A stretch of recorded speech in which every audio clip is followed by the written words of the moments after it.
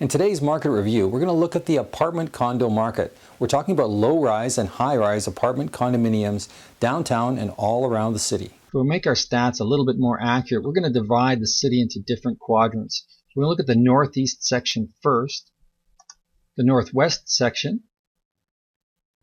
The southwest section, what we're talking about is Springbank, Discovery, Aspen, those areas. The deep south, the southwest and the southeast. And inner city. We're going to compare prices per square foot in each of these areas to determine if they're actually moving up in value or moving down. Okay, so we're going to start with the northeast. So this is apartment style condos in the northeast. We're talking about the walk-up condominiums and the high-rise condominiums only, not townhouses in this particular report. We'll cover that later. But we have 49 sold listings from the start of January last year until the 4th of May of last year, 49 sales, and this year 65 sales, so in the same time period. So it tells you a little bit that certainly sales are a little bit stronger, but we're talking about 4 months of sales now, not just 1 month. And our price per square foot's also up, and you'll see the median price, that's the average price that most people are buying in, which is $197.81 a foot. And of course this year $211 a foot, so people are paying more money for their condos. Now they're getting 50 square feet less on average than they were last year.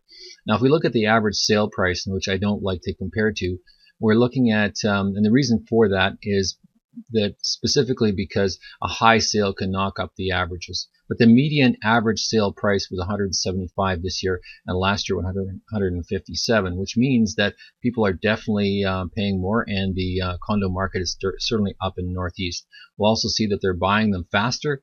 Last year 46 days on the market, and average was 65, and this year 50, 10 days less, and 34. So things are definitely moving up in the Northeast for apartment style condos.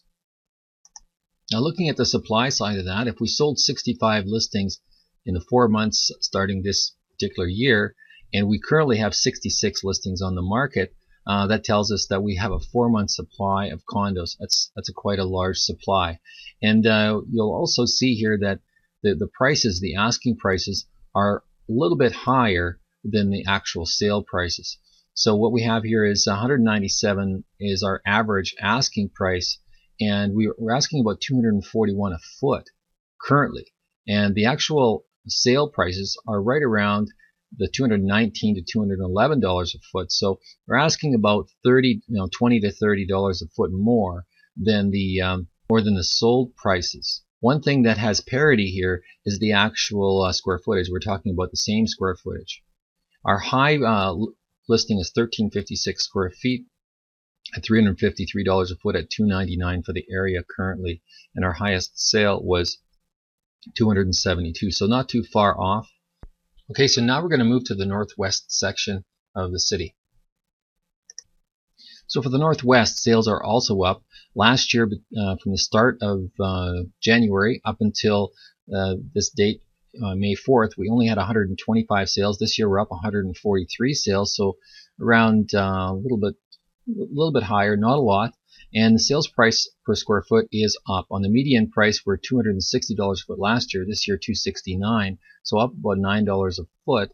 And the average sale price up a little bit more, $275 from $263. Now, having said that, the average sale price is usually affected by higher end condos selling. So I tend not to look at the average sale price for properties because I find that it's affected by a couple of high-end sales, which doesn't mean that people are actually paying more for condos or for your particular condo. So it looks like the days on market is also shorter, 46 opposed to 56 on the average, and a few days less on the days on market for the median price. And if you'll notice that the prices per square foot, average square foot, is very, very similar at $915 a square foot from $927 last year, a little bit smaller, but that's very, very close. So good comparison. Now from a current supply point of view, if we sold 143 in 4 months of this year and we've got 84 active listings now, that means that we're selling about 35 homes a month, which is a little bit over 2 months supply on the market. Now the interesting thing about this supply that we currently have left is that the asking prices are a little bit higher than the previous asking prices. So we've got 284 was the list price on average before, but the sales price was 250, and our average asking price is about 268, so it's a little bit higher. But here's where the numbers change quite a bit. List price per square foot on the average 297 and 275 as a average sale price, so that's quite a bit above. And the median sale price 296, median asking price 296, as opposed to 269 was the actual sales price. So it tells you that these asking prices are a little bit higher for the properties that are left on the market. What's also interesting is that our high-end list price is $539 currently at the moment for any apartment style condo in the Northwest, and that's $408 a foot. But our highest sale was actually $574, which was a smaller unit, and it was $509 a foot. So this high-end sale usually brings our averages up, but in this particular case, it has not. So it's interesting to see just what the supply is doing. So the properties left on the market, a little bit higher price as opposed to what's actually selling. So now we're going to move on to the southwest section of the market, not the deep southwest, but everything is down as far as Discovery and everything west of Sarcee, which means that it's not considered the inner city. Interestingly enough, we had the same amount of sales this year as we did last year in the same time period, starting in January 1st to May 5th. That's pretty incredible to be exact the same number. But this is a really good case of where average sale prices are not indicative of where the market is really at. For example, our median sales price this year was $255. Last year was $260. So inexperienced observer might say, oh, the market's down up in the southwest section of town. And the average sales price $267, and the average price last year was $269. So you might say, hey, that means that the market's down. In fact, it's not, because the average sales price per square foot last year, the median price was $272. Now we're up to $290 this year, which means that there's more homes selling in the higher price per square foot, but the average sale price is actually a little bit lower. So what that means is more people are buying less expensive properties, but they're paying more for them per square foot. It's quite an interesting statistic. Now, the other thing is that their square footage that they're purchasing is actually a little bit smaller here, and on the median, it's about exactly the same almost. Interesting that also our days on market is less this year. That means the market is hotter, and people are definitely paying more for condos in the southwest, west of Sarcee. Now, looking at our current supply of active listings, you can see we've got 43 listings on the market currently, and that represents our sales. We're about 20 listings a month for 4 months, which means we've got a 2-month supply, a little bit above that. Now, it looks like our square footage, where the properties that are on the market are a little bit bigger than what was selling, and of course our list prices are substantially higher than what's selling. So it means that the higher end condos are actually on the market a little bit longer, and those are a little bit the ones that aren't selling as quickly. Of course, the list price per square foot is quite a bit higher than what the sales price per square foot here was back in the first 4 months of this year.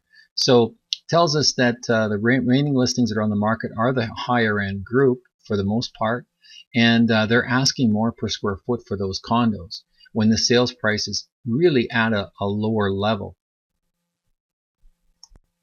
Now we're going to talk about the deep south. We're going to include areas like Silverado, Cranston, Auburn Bay, all of these areas, Copperfield, and these all areas seem to have a little bit of parity as far as how they compete with each other, and we're going to do an overall average on this area. Now for the deep south, we had 160 sales last year in the first 4 months, and this year we've had 178, so what that means is we sold a few more properties. And you can see here that the average sale price is up, as well as the average price per square foot is up, and we're talking about $17 a foot or $15 a foot here on average. The median price was $253 and up to $267 this year. $259 was the average sale price, up to 274, so about $15 across the board. Sales prices on the high end about the same. So looking like a pretty good market down in the deep south. And for the days on market, we're actually selling them faster. Last year, 65 on the average, this year, 46. And for the median properties, 28 days on market, where it was 50 before. And you'll notice too that people are buying about, on average, the same size of properties. 896 in this one on the average and 870 for the median price. So things are looking good for the south market. So for the last 4 months, we've sold 178 units or 180. We're looking at about 45 sales a month. And we have currently 102 listings on the market, which means that we have about a little over a 2-month supply of condos. But our average or median sale price here, or median asking price here, but our median asking price is $304, and the buyers have buying around $267. So what that means is that the sellers are asking quite high prices for what's currently on the market. Now our list pricing on the average is $277, and where our sales were at on the average was $235, which means that these properties that are currently on the market are not in the hot zone where everything is selling necessarily, which means that people are buying on that lower end group, and they're buying quickly, and that's where the market really is at. We'll see what happens with this market in the next coming months. The next report will be the inner city market. Now to the bigger part of our market is always the inner city apartment style condos. Last year we sold, in the first 4 months, we sold 774, and this year we're up to 857, about 84 units more than last year. And you can see that our average price per square foot is also up. The median price last year was $322 over that 4-month span, and this year $337. So that's a pretty healthy gain.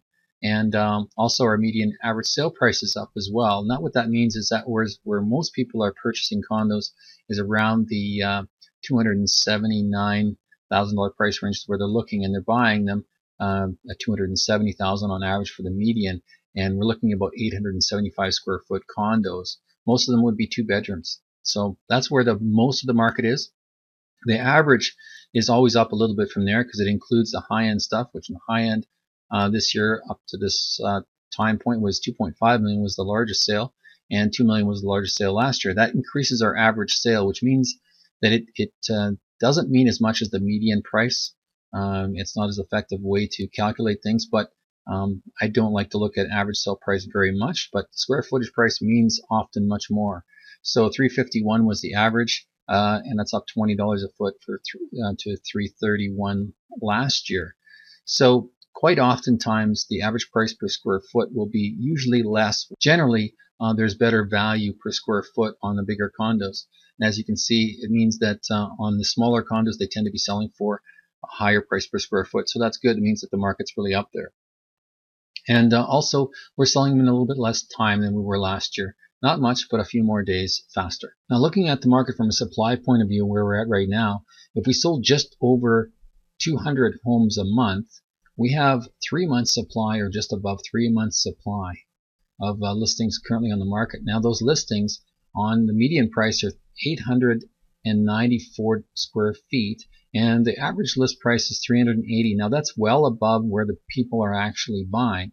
The sales prices are actually 284, and they're asking $380 a foot, and the sales prices are 337, which means that what's remaining on the market is priced quite high, and the average list price is 435, and where the sales are the average are 321, well above that, which tells us that really what's on the market is the higher end price point of the group.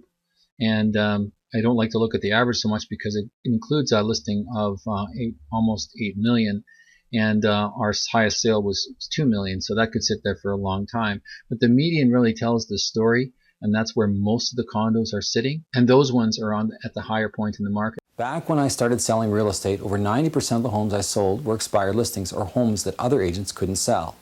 During that time, I learned from my clients the many frustrations that they had selling their homes. Yeah, we had the home about twice with some other agencies, and they couldn't sell the house. We don't know why. It's a beautiful house. There was not any interest shown at all in our home by anybody that came and viewed it. Too many of the other MLS realtors who'd come and show the house, they wouldn't have a clue. We didn't get any feedback on our showings. Last time our house was in the market about 3 months and we've never got any offers. It's for these reasons I have a very detailed approach on the way I sell my clients' homes. But here's what my clients had to say. I'm a client of Trent Gustus. The reason I'm talking to you today is because I don't want any of you to have to go through the trouble and frustration that we had to in trying to sell our home for the last 4 months. And thanks to Trent, we were able to sell it within 3 days, and I can't tell you how happy I am about that. And now I have no stress. Thanks so much, Trent. So we tried to put our townhouse up for sale October of last year, and it just wasn't selling, you could say. We had some show homes in the beginning of October, and a lot of people came, but no one really made a really decent offer, and we weren't getting any feedback. After the last 2 months, about November and December, we had no showings, no one was coming, and we weren't really hearing from our real estate agent anymore. So come January, a friend of the family told us about Trent and how, that he had helped them sell their house, and don't forget how we got that in the mail. And how we got in the mail a pamphlet that said, guaranteed we can sell your home. In which case we both decided we'd call Trent. And give Trent a call. And Trent came in the very first day that he came to see us, and he said, well, let's look at the market. Let's see where we're sitting at in the market, and let's make a plan of how we're going to put this up so that it's more appealing than everything else in the market, in that kind of zone that people are looking for houses, in that price range, in that category, being a townhouse.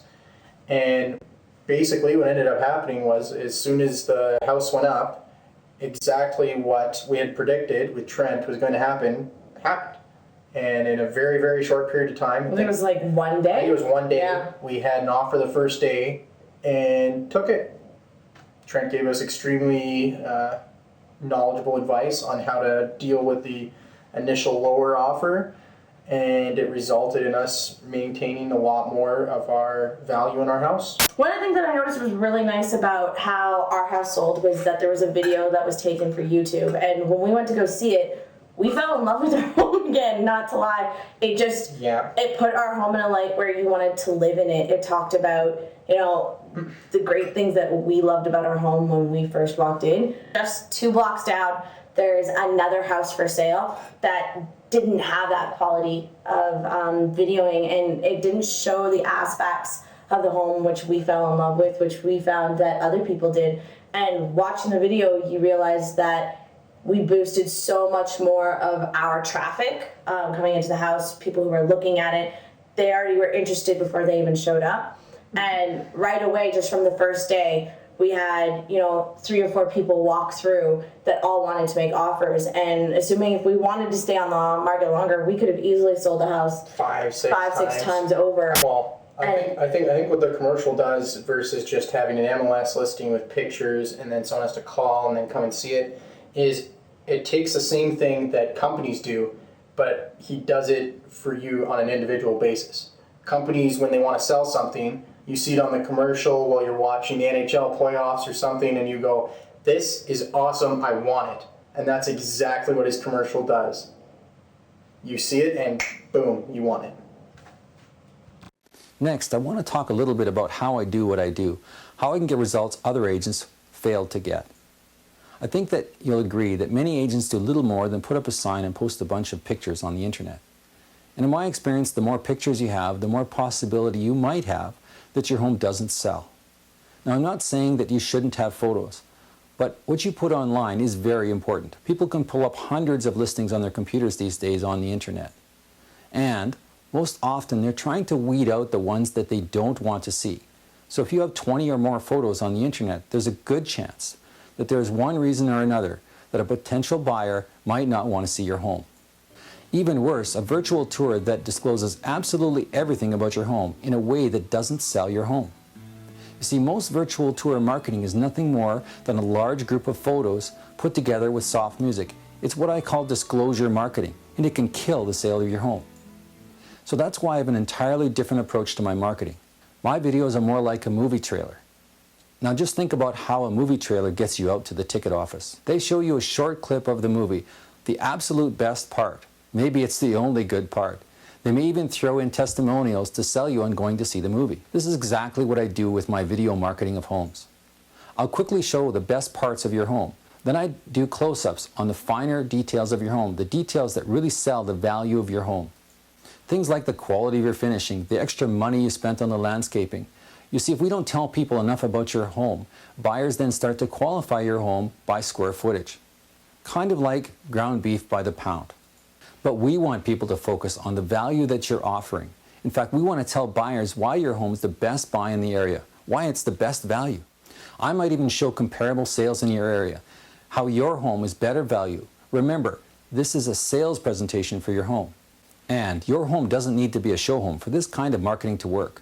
Here's a perfect example of a home I sold with 3 competing offers. The owner didn't know what to do. The home needed a lot of work and it wasn't selling. Welcome to 234 2211 19th Street Northeast. This 3-bedroom unit is 1,037 square feet.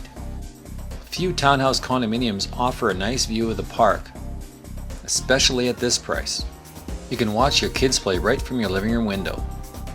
The location of this property is right here, and as you can see, it's surrounded by parks. You could just scoot out here on 19th Street with your bicycle and ride all the way to work if you work downtown.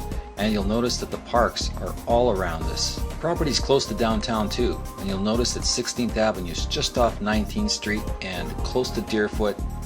Very quick commute to work. 234 is an exceptional buy, as currently there's 2 other properties available that are much higher in price. Priced at $199.9. As we can see, it is renovated and it's rather nice, but we believe at our price at $149.9 that it's an excellent deal and there's lots of room for someone to make some money. For just about $20,000 in renovations, you could have a property that looked just like this one. And as you can see, the square footage is actually smaller than our unit at 234. Currently there's 2 units for sale. This one at number 395, it's also a little bit smaller than our unit. In the same complex, done in nice hardwood. It wouldn't take very much at all to replace the kitchen in this unit and do a little bit of work, and you'd have a great unit. With the going rate of these properties being close to $200,000, our property at 234 at a price of $149.9 is an exceptional purchase. As you can see here, the property needs a little bit of TLC, but it's got a huge kitchen. And just look at the view you've got. The living room is large as well. This unit has a full unfinished basement, and just look at these new railings. The building has been upgraded as well. Here's an example of a home that was on the market 2 years with another agent. Welcome to 90 Aspen Ridge Way Southwest. The first thing you'll notice when you approach the home is the $67,000 they spent on the exterior finishing.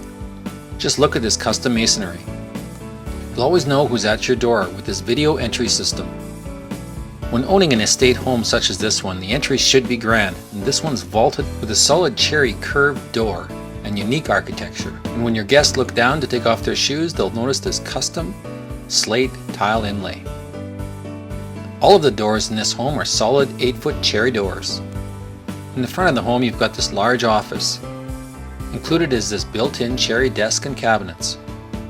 On the main floor, this is one of the larger half bathrooms that you'll see.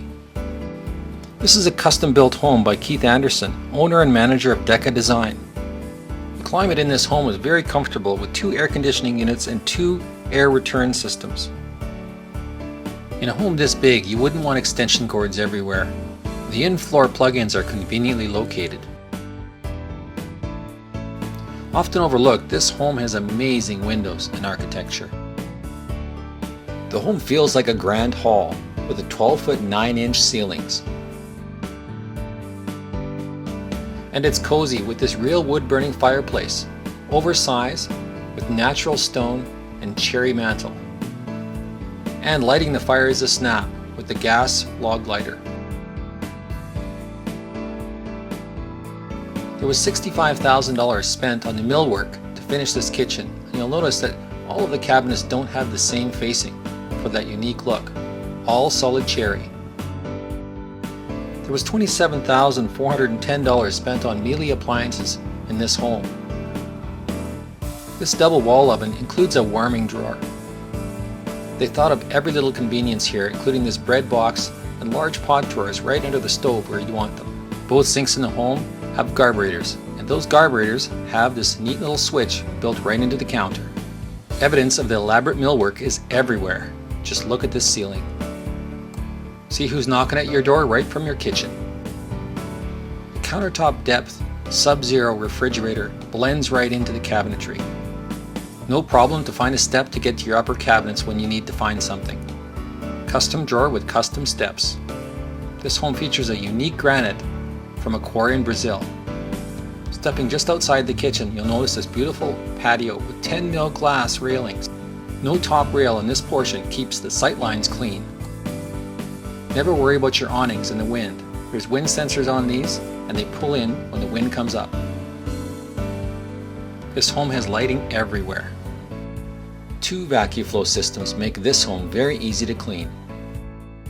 This home is really well designed architecturally. You'll notice that these railings are spaced away with a space in the deck to allow the south sun to come in to the basement windows. The rear deck is a nice place to sit on a warm, rainy day. This home is private, with reserved land behind that will never be built on and a view of the mountains. You'll never draw the blinds.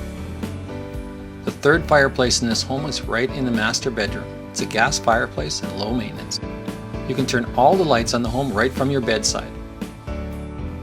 $4,000 was spent on custom cabinetry in the walk-in closet. More of that Brazilian granite on the tub surround. Over $8,000 was spent on the custom millwork in the ensuite bath. This $3,500 programmable air tub has color therapy as well. Relax at the end of a cold, hard day in a steam shower.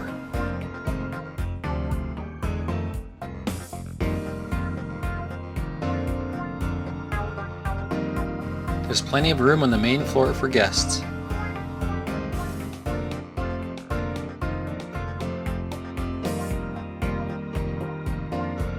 They spent almost $8,000 on the custom millwork and cabinetry in the laundry room for your convenience. The triple drive-through garage is huge, with even enough room for a ramp for wheelchair access, right out of the rain. Going downstairs, an open tread, cherry, solid staircase. Entertaining in the basement, you've got a full-on wet bar with refrigerator, dishwasher, and microwave, all wired for your home theater system.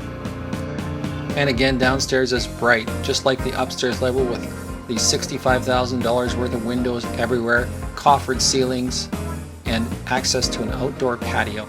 Just off the back basement door is a walk-in closet. This is way better than a shed. Sound throughout the home is also included in the exterior speakers. These were $100 a piece. 2 large bedrooms in the basement, one with its own ensuite. All rooms in this house have comfortable heat with hydronic in-floor heating on both levels, water softener, 2 complete vacuum flow systems, and all kitchens have reverse osmosis water taps on each sink. The Bang & Olufsen power management system can record your patterns of when you turn lights on and off, when you dim them, everything, so that you can save this pattern and then replay it so you never need to remember to turn on a light. This system is integrated throughout the home. It controls the water fountains outside, the lighting for the fountains, the fountain motors, when it turns on. Everything can be monitored and programmed the way you want. It can also optimize for power savings as well. All of this sits on this spectacular location with this great view. Close into the city, Aspen's very convenient. There was over $95,000 spent on landscaping here by Ongoing Works. There's a brand new irrigation system as well. With one of the largest lots in the subdivision, this home sits in the perfect location. backing onto the green space in Aspen Reserve, and with the view of the mountains, it's an unbeatable combination. If you like this property and you'd like to book a showing, call us today at 403-862-9610. This is just 2 examples, but in 13 years of marketing homes, I've got hundreds of examples of turnaround situations. High and low-end homes, fixer-uppers, show homes. I've marketed a home just like yours. So call me today for a low-pressure interview to discuss the sale of your home.